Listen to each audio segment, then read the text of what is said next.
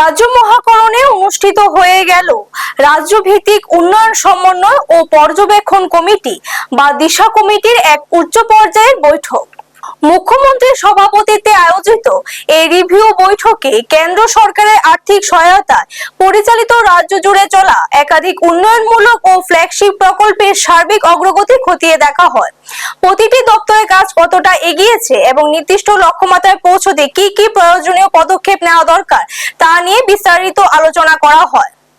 বৈঠকে কেন্দ্র ও রাজ্য সরকারের বিভিন্ন দপ্তরের মধ্যে পারস্পরিক সমন্বয় জোরদার করার উপর বিশেষ জোর দেওয়া হয়। মুখ্যমন্ত্রীর নির্দেশ ছিল প্রতিটি উন্নয়নমূলক প্রকল্পের কাজ যেন কোনোভাবেই থমকে না থাকে এবং নির্দিষ্ট সময়সীমার মধ্যে সম্পূর্ণ হয়। পাশাপাশি সরকারি বিভিন্ন সামাজিক নিরাপত্তা ও উন্নয়নমুখী প্রকল্পের সুফল যাতে একেবারে তৃণমূল স্তরের শেষ প্রান্তে মানুষের কাছে কোনো বাধা ছাড়াই পৌঁছতে পারে তা সুনিশ্চিত করার তাগিদ দেওয়া হয়।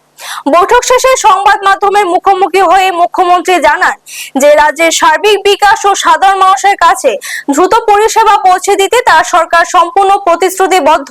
প্রশাসনিক কাজের গতি বাড়ানোর পাশাপাশি পূর্ণ স্বচ্ছতা বজায় রেখে সব দপ্তরের কাজ পরিচালনা করার বার্তা দেন তিনি।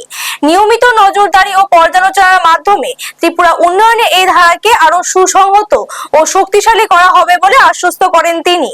ব্যুরো রিপোর্ট, নিউজ তৎকাল 24।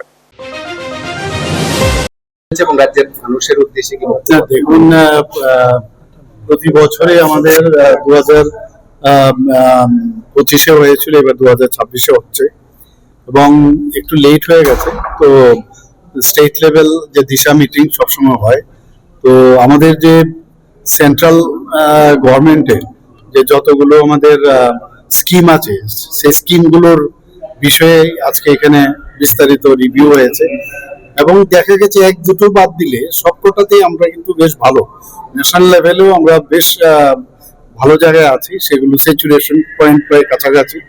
তো এর মধ্যে অনেক কিছু আমাদের ডিসিশন হয়েছে, রাস্তাঘাট, জল থেকে আরম্ভ করে স্কুলের বিষয় বা অন্যান্য সমস্ত বিষয়ে আলোচনা হয়েছে।